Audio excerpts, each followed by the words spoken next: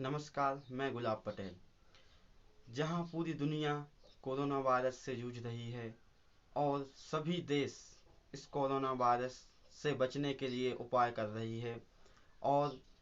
Lockdown की स्थिति निरंतर बढ़ती जा रही है, तो क्या इस लॉकडाउन की स्थिति से, महामारी से बचा जा सकता है या कोई दूसरे उपाय नहीं किए जा रहे हैं? क्या केवल लॉकडाउन ही एक ऐसा उपाय रह गया है जिसके माध्यम से ही हम सभी बच सकते हैं, या कहें तो हर देश बच सकता है? क्या सरकारों के पास इतने संसाधन, डॉक्टर्स, वेंटिलेटर, हॉस्पिटल्स नहीं हैं कि वह जिन जो जिला या जो कस्बे कोरोना वायरस से संक्रमित नहीं हैं उनको कुछ घंटों के लिए आवश्यक सामग्री खरीद सकें, या सभी को सील बंद किया जा रहा है? या कहाँ तक उचित है? या जो ज़्यादा जिले संक्रमित हैं, जो राज्य ज़्यादा प्रभावित हैं, उनको लॉकडाउन किया जाना चाहिए, लेकिन जो जिले प्रभावित नहीं हैं उसमें कुछ आवश्यक सामग्री या कहें तो पूरा मार्केट एक निश्चित समय, जैसे कि अभी 12 से 3 खुल रहा है, तो वैसे ही सभी को खोल देना चाहिए और उस पर भी पुलिस की जो है लॉकडाउन निगरानी होनी चाहिए कि जो नियर डिस्टेंस है वो डिस्टेंस में रहना चाहिए और लोगों को इकट्ठे नहीं रहना चाहिए।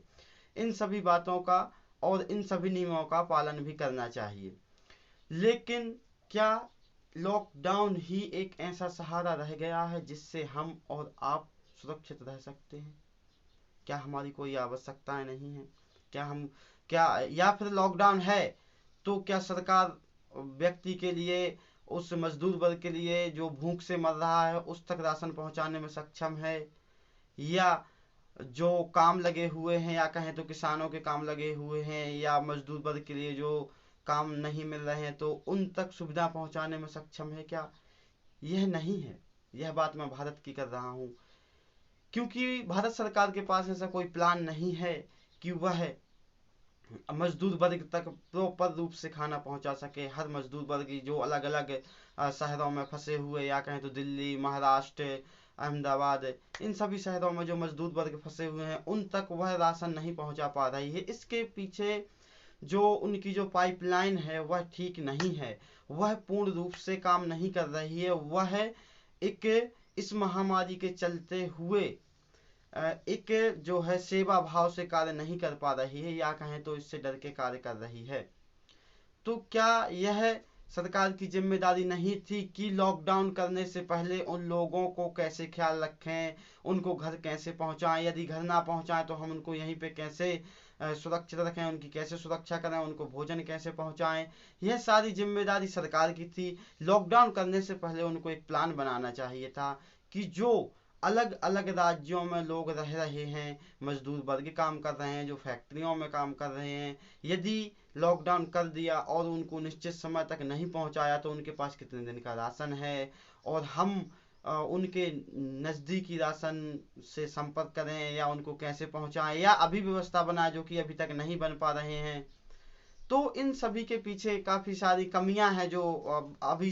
लोगों के सामने या सरकार के सामने निकल के आ रही हैं। सरकार की ही तो कमियां हैं, तो इनसे सरकार को मुंह नहीं मोड़ना चाहिए, बल्कि इनका सामना करना चाहिए और सभी से अपील करनी चाहिए, और जो भी आसपास में है वो एक दूसरे की मदद के लिए हाथ बढ़ाए, क्योंकि आज के वर्तमान जो समय है अभी का, वो एक दूसरे की मदद के लिए हाथ बढ़ाना है। जो खासकर जो मजदूर वर्ग है जिसकी जॉब चली गई है और जो भूख से मर रहे हैं, क्योंकि मानवता को शर्मसार होने से तभी बचा सकते हैं जब कोई व्यक्ति हमारा भूख से ना मरे, चाहे वो छोटा गांव हो या शहर में फंसे हुए मजदूर हो या कोई भी हो।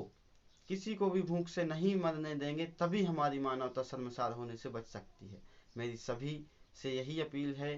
कि अपनी सुरक्षा के साथ अपने परिवार, अपने अड़ोस पड़ोस सभी की सुरक्षा का ख्याल रखें और स्वयं सुरक्षित रहें, घर पर रहें, लॉकडाउन का पालन भी करें, लेकिन उचित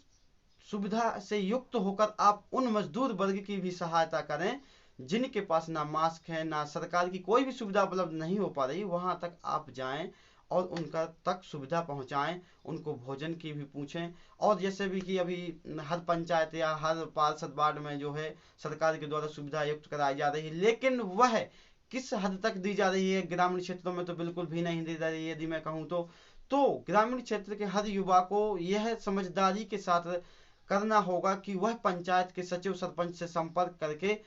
प्रत्येक सदस्य को मास्क दें, सैनिटाइजर का छिड़काव करवाएं और ब्लीचिंग पाउडर का छिड़काव करवाएं, पंचायत के सभी सदस्यों को जागरूक करें कि